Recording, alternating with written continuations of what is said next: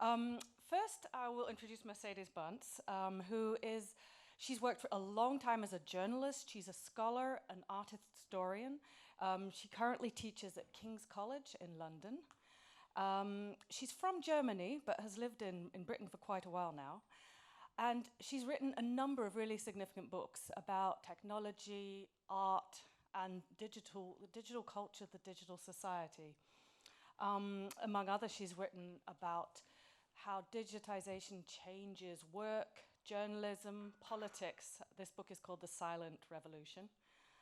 She's written a book about the Internet of Things, and I've just started reading her newest book, which is co-authored. It's about communication, and it's not communication between humans, it's about communications with machines, or rather, your section of it is about how computers, machines communicate with us and address us, almost like children. She's been doing a lot of work recently on artificial intelligence and the culture of artificial intelligence, which is also the title of her talk today. So I'm very happy to introduce Mercedes Bunz.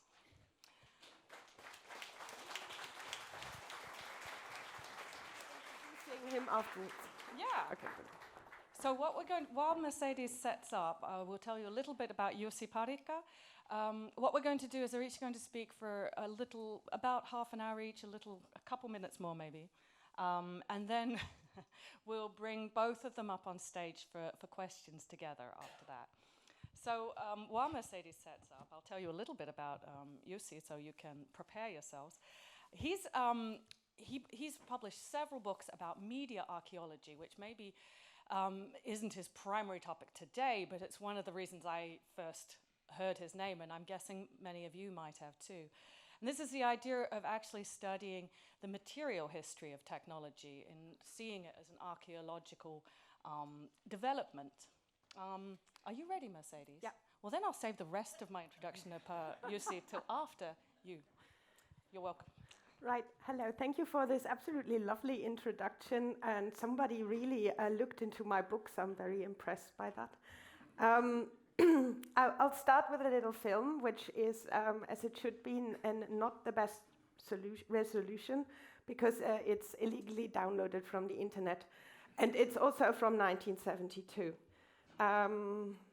Some of you might know John Berger, who was a cultural theorist, and he did these 3 very influential films about ways of seeing in the UK that were aired on the BBC.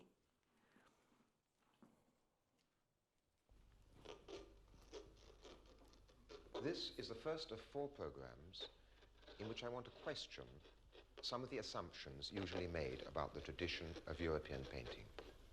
That tradition which was born about 1400, died about 1900. Tonight, it isn't so much the paintings themselves which I want to consider as the way we now see them, now in the second half of the 20th century, because we see these paintings as nobody saw them before. If we discover why this is so, we shall also discover something about ourselves and the situation in which we are living.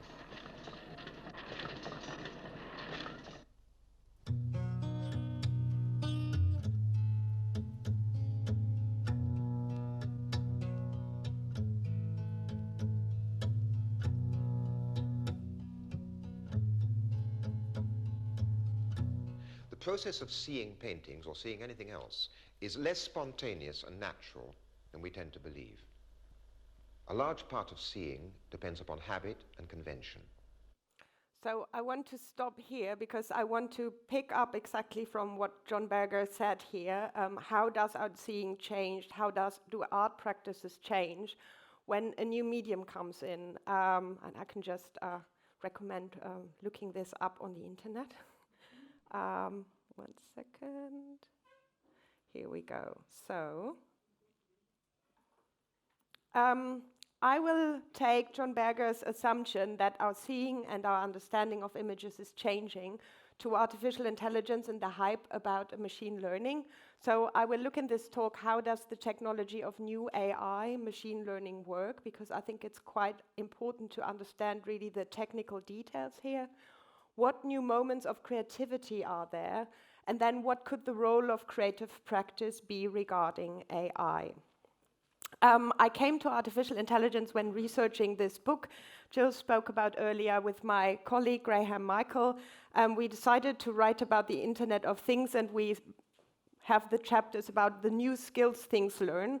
And my chapters were about speaking things and seeing things. And so naturally, I stumbled upon things that have learned to see and things that have learned to speak.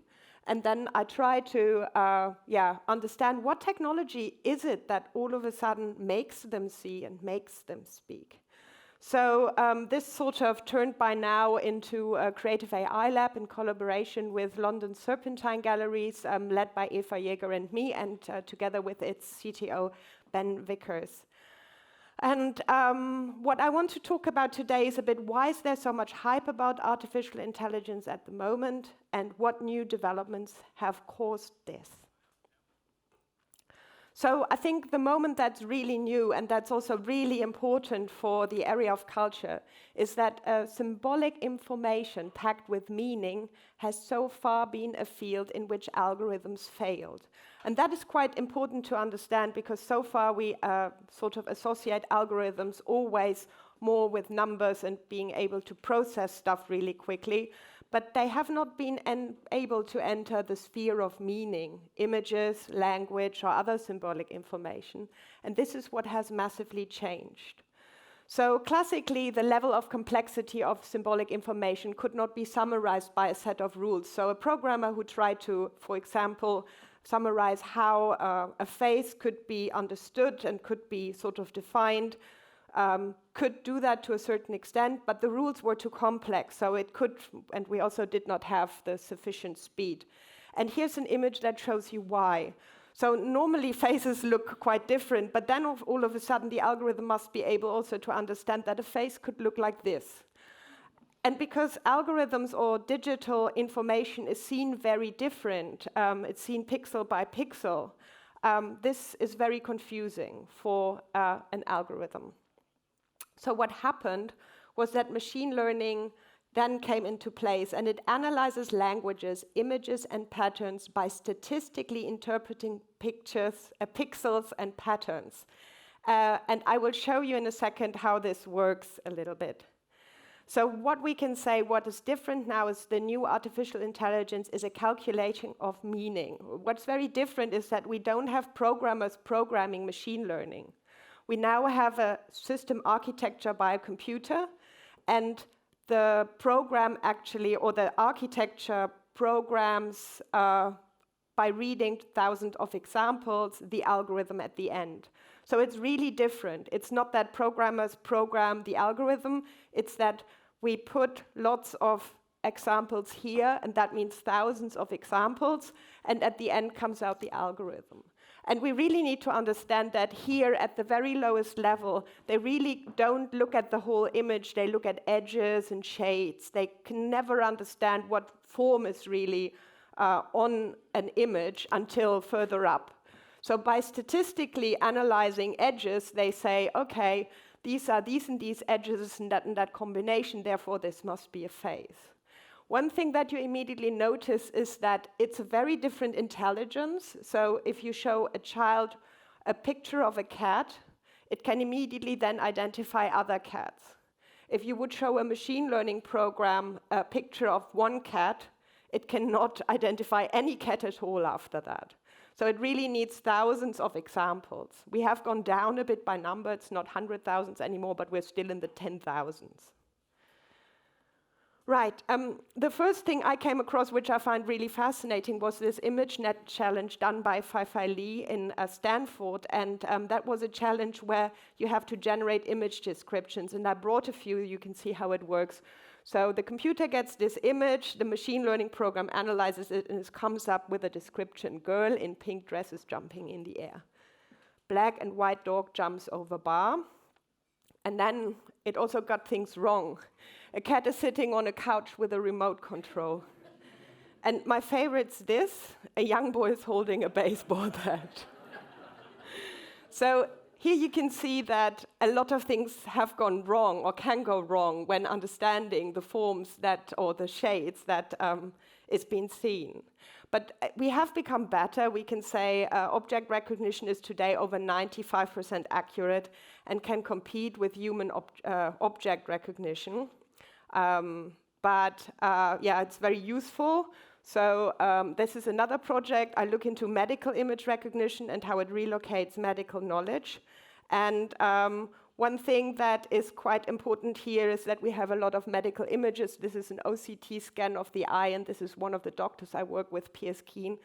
And they have, so that kind of machine learning will be very much applied for medical images. And it is also applied already on your phones, or there's a Google web page you can upload images to, and it will generate text, object recognition text. And you also have that if you have Google Photo, for example, or Android Photo, it categorizes places, faces, and automatically sort of tries to understand what's on the image, which is very helpful if you look through, 5 years of images and you don't have to scroll all the way back. So, for example, I've started to go via places. So all this additional information or the reading of images will be quite important, but of course it's also difficult, and I'll come to this later. So one thing that we need to understand is that algorithms trained through machine learning see the edges and shades of the world. They analyze the world statistically, and they interpret this world statistically. And that's quite important because I'm very fascinated by this different intelligence. It is an intelligence, but it is not human intelligence. It functions according to a very different logic. And I think it's quite important to understand this. So we normally say it's really difficult to know what goes on in a neural network or in a machine learning system architecture, but there are some sort of projects that have tried to get into what we can see. And this is an early deep visualization tool that shows you, so you saw the nodes in the other image earlier, so this shows you what is each node seeing. So I think this is quite important. I just show 30 seconds to understand the really low level how the statistical seeing functions. We developed this interactive deep visualization toolbox to shine light into these black boxes, showing what happens inside of neural nets. In the top left corner, we show the input to the network, which can be a still image or video from a webcam. These black squares in the middle show the activations on a single layer of a network, in this case the popular deep neural network called AlexNet running in Caffe. By interacting with the network, we can see what some of the neurons are doing. For example, on this first layer, a unit in the center responds strongly to light to dark edges. Its neighbor, one neuron over, responds to edges in the opposite direction, dark to light. And I think that's already enough. So you see it's so minimal that one is just responding to dark to light edges and the other is just responding to light to dark edges. And this leads to very interesting effects. Right. So machine learning algorithms can analyze data much quicker than we can. They function very, very precisely. They are very good in different things a lot of times than we. So, for example, they could analyze if trained on animal images, dog breeds in much more detail than any of us in the room. So because they understand little edges and differences in fur really well, because they have this little sort of very specific way of seeing the world. And what I find quite interesting is that they always function very precisely until they don't. So what we see in artificial intelligence is that they have this really impressive level of functioning, and then all of a sudden, a drop. And it does something that's so stupid that you think, what's going on? Why did it do this stupid mistake? But it's, of course, we just think that because we think from a human intelligence perspective, this was a really dumb move. And I show you a short film. I don't know how many of you have seen the AlphaGo documentary. So AlphaGo is this very popular, more complicated than chess game in Asia. And it's really huge, and it has more it's much more difficult than chess, so really, really hard for a computer to process. And DeepMind, which is a company that's quite big in London, sort of managed to develop, thanks to machine learning, a computer that could do that really well. And this is the world champion in Go. They played 5 matches. 4 was won by the computer, and 1 was won by Lee Sedol. And this is the moment in which Lee Sedol does the move that brings the machine to win. And it's quite interesting. So the setting that you will see is Lee Sedol sits on one side, the programmer Aya sits on the other side, and he gets told by a little laptop which move to make, and then they will go to the back where all the programmers watch what the program did. So remember, they function really well. I mean, it was really that until that moment, the AlphaGo algorithm won so sure, it was not weakness at all. It did all the moves so much better than the world champion. That was quite impressive, and then this moment happens. Ooh. AlphaGo has just played something maybe unusual. You know, I'm not actually sure what AlphaGo is trying to do here. What's that about? I don't really understand it. Well. That was a sharp drop in win rate. That's the sharpest drop in win rate we've seen. You dropped at 8%. Wow. This could be that it actually can't find a way through. I think it's looked far enough ahead to see that it doesn't work, and now maybe it's on tilt. I don't know. There comes. Yeah, now the owner comes in from the company. Yeah, there's a VR fall off the cliff. Yeah, it's made a mistake. Yeah. Did anything strange happen in the... No, it all looks normal. Well, there we go. Well, we can definitely say, well, there's weakness. I'll leave it here. It's quite interesting to see this film and how they talk about it, because it's always an it. So it's like it is a subject, and it says it made a mistake. In the beginning, they also say it can be delusional. It thinks it's winning while it's not. And it's quite interesting. I think we stopped a bit. I think even they stopped a bit talking about it like that.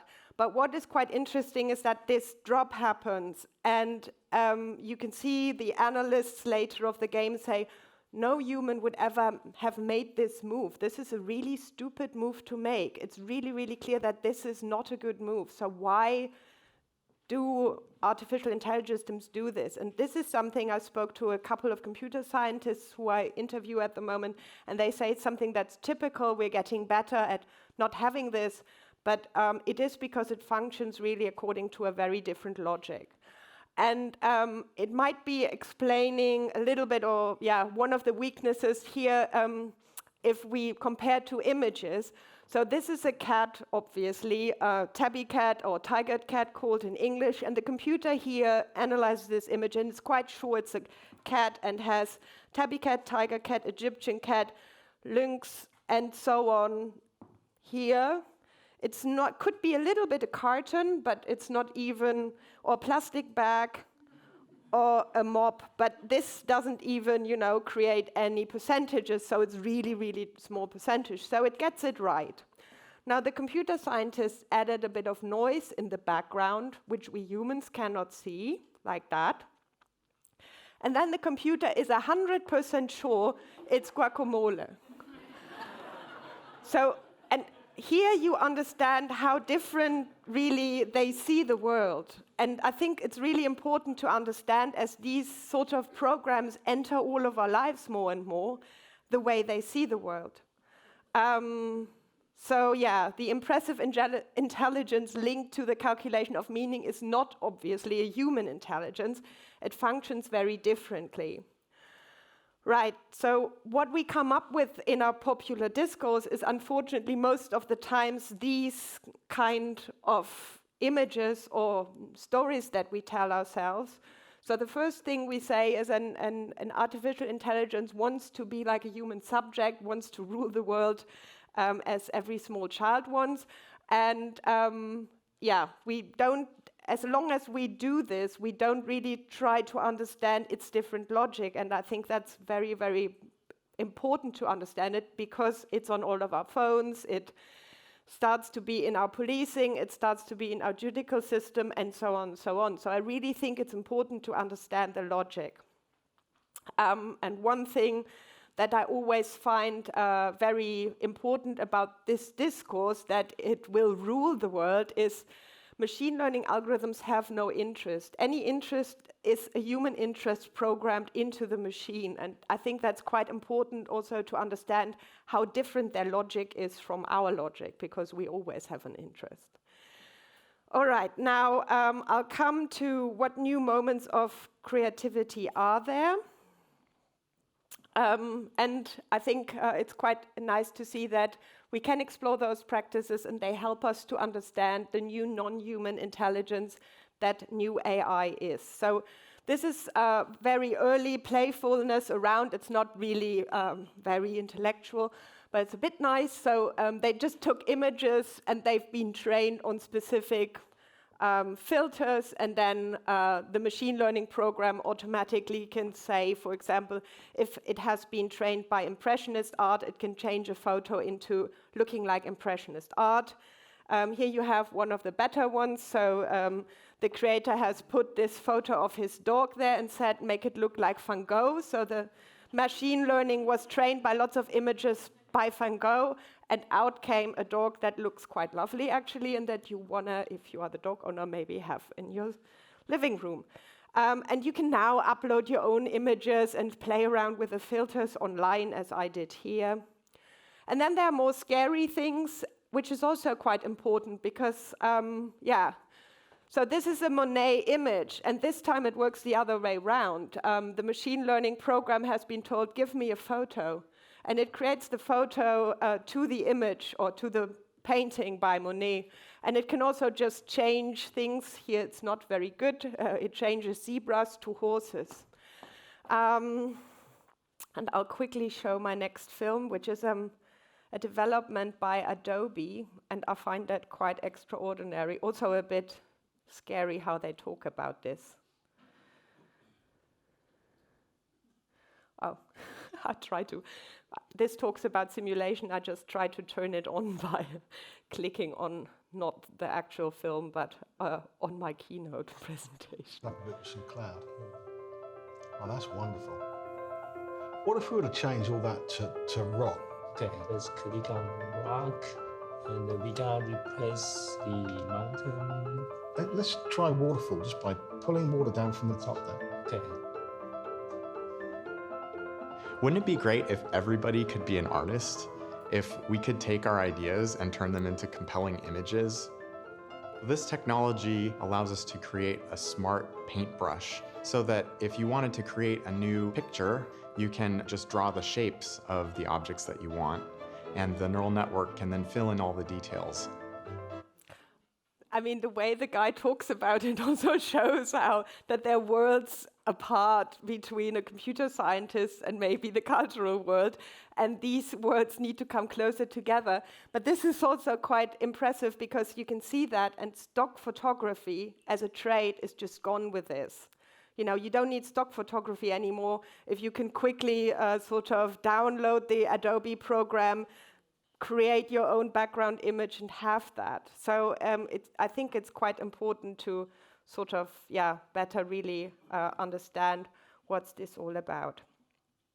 Right, now, I have about 10 minutes left. So one thing, I think it's quite important that in the 20th century, the replication of images became more and more a convention. And in the 21st century, the simulation of images, photos, audio, and video became more and more a convention.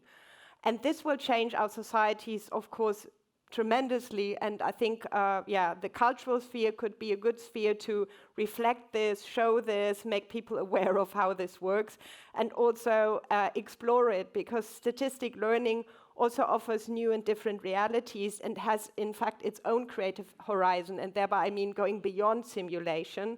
So very early on, programmers found that if you show, for example, this is a machine learning network that has been trained in animals, so it's really good in recognizing animals. So if you show it the picture of a sky and say, show me what you see, and then it creates this image, and all the little clouds have become little animals that actually don't exist. So this is just a stupid filter. But then younger artists started to work with this. This is a work by Anna Riedler, who, it's too complex to explain. So these are tulips. She works about the tulip crisis in the Netherlands in the 17th century and still life in the Netherlands. And she herself labeled all those tulips and created a machine learning network that understands all the tulips. And these are not actual tulips. These are created tulips by the machine learning network. And some of them, if you see the video, they don't even exist. So it creates its own new forms. This, creating your own new forms, that's one of my favorite. That's Robbie Barrett, who when he created this, was a 17-year-old high school student in Wisconsin. So he created a neural network, and he gave it all nude portraits to learn from. And then it started to creating these shapes out of all the nude portraits that were there. And that's so far, I think, one of the most interesting works, and you can see that here, which is not where you think, oh, it goes beyond to say this is just a stupid filter. It's much more interesting. And this, funnily enough, has immediately been taken up by Christie's, who created this group that did portraits and said, we are going to say the first AI artwork, and sold it for $432,000. And so here are some of the images, same system. So the system learned from existing portraits to create an imaginary family. But the code, it found later out, was stolen and was the code of Robbie Barrett, who's this guy who created the AI portraits of the nudes. And what I find also quite interesting is, where does the artist position itself, and what role does technology play here? So this is Robbie Barrett now, and he now cooperates with Ronan Barrett, who's a contemporary painter in Paris. And he uses the skulls Barrett paints to create new skulls, and they work together now. So this immediately also shifts around how we work together with technology. This is a collaboration, and I think that's quite an important point to make and to stress. Is it an automation of creativity, or is it a collaboration and an exploring of a new form of creativity? And I think that difference is quite important to make. So to come to the end, Jill, how many minutes do I have left? Oh, wonderful. So I think it's quite important to understand that this new artificial intelligence is a calculation of meaning. It can introduce new art practices. It introduces new aesthetics. And if we think about the role of creative practice regarding AI, I think it's quite important, because we have quite a few problems with the application of artificial intelligence in the world. I think it's quite interesting to understand it as a new form of intelligence. And by saying that, I mean, in the same way that intelligence has changed massively in the moments when we could create books and store knowledge in books. In the moment we could use books and we started to store knowledge and paper and could refer to knowledge that was written and fixed, all the intelligence changed completely.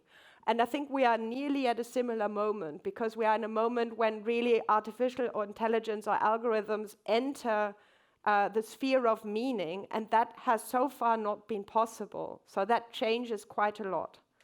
I think it should not be, it's often sort of sold as it would understand meaning, but that's very different. Understanding meaning and calculating meaning is two shades of something that's not similar, and I think we need to understand this difference better, and we shouldn't just project our own intelligence on this thing, because it's really something else. One problem that we have a lot is that the machines are incredibly competent at achieving objectives, as Stuart Russell, a professor at the University of California, said, but they cause accidents by trying to achieve those objectives. So if I, for example, program a robot and say, go to Starbucks and buy me a coffee, and you are in the way, it will just roll over you because, you know, it hasn't been told that it should take care. Yeah, so what we say at the moment is that we have a misunderstanding of this intelligence. The AI Now Institute in New York calls this a rampant testing of AI systems in the wild on human populations. And we all are part of this, text-generating systems that suggest what we could mean. We first had them on our phone. We now, I don't know how many of you use Gmail, but you will have noticed that it suggests what you want to say or reply to an email. I now keep on commenting about the algorithm wants me to say this, but actually I think. But, you know, on this level, it's okay. But when we apply the algorithms, for example, on a medical diagnosis level or simply into cars? And what I find quite interesting is that we had those accidents, and we had quite a few. This is the Tesla one, this is the Uber one. But what I found fascinating is that those systems have not been taken off the street afterwards. They've been put on hold for 2 weeks or 3 weeks, and then they continued. And there I think that is the basis, is a really misunderstanding of what intelligence is. And because it is intelligence, we think intelligence is understanding. We are not there yet to understand that intelligence is actually also calculation now, and that we must shift the view. And I think that's quite important to understand. And I end with one example. I think it's quite good. There are quite good artworks out there helping to explore this new technology and how it works. And this is one by Memo Atkin. That's my favorite one, Learning to See. And I end with that. So, yeah, I'll end about a moment. It's about 3 hours, 3 minutes long. So on one side you have the input, and on the other side you have a machine learning system that's trained in artworks, and it will translate the input. And this helps, for example, a lot to make people understand how artificial intelligence sees the world.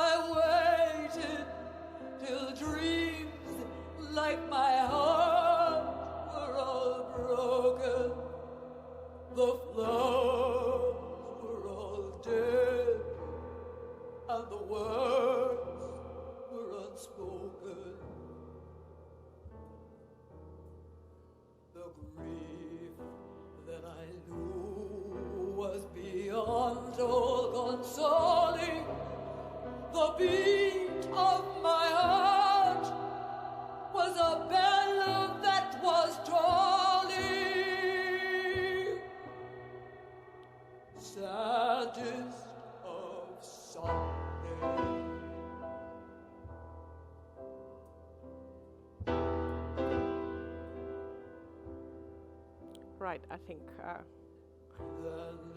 that's enough. You got it. Thank you very much for listening.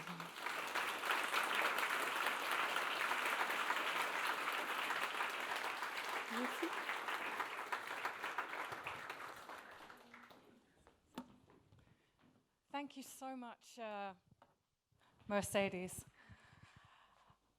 I think I just have one question for you while Jussi starts setting up. And what should we do with these new kinds of art? As you know, there are people here from the Arts Council, from art museums, from all sorts of different cultural groups and associations. How should one respond to this? It's a difficult question. It's quite difficult. I mean, what I see, and that one reason why the Serpentine Gallery has created this Creative AI Lab is that they understand that artists want to work with this, but they don't have the technical know-how. So they are now connected to a range of cultural programmers or programmers that are close. And it's quite interesting to see how they cooperate. But this, also changes the whole idea of the artist a little bit. I mean, we have the entrepreneur artist who has this huge studio anyhow, but I think it's a bit different and it changes this a bit. But I think I find it fascinating, and I would say just move away from the discourse that technology is, a simulation, and try to move into the discourse where it becomes something else. And So learning about it is certainly a first step then. Yeah, and I think the interesting thing is that this is really in the beginning. So this is really, we don't know what this can do yet. We haven't explored it yet. So there's lots of rooms. It's like, when we started writing and we just started to test language in the written form and changing it around. And then over the years, it became into different styles. This will be the same. This will also go into different styles, and I really think this is a big step into this sphere of culture, because I really think we only since machine learning we can calculate meaning, and how we do it and what we are going to do with this is completely open at the moment. Well, thank you for a fascinating talk, and I'll ask you to come back up on stage after Jussi. So save your questions for Mercedes.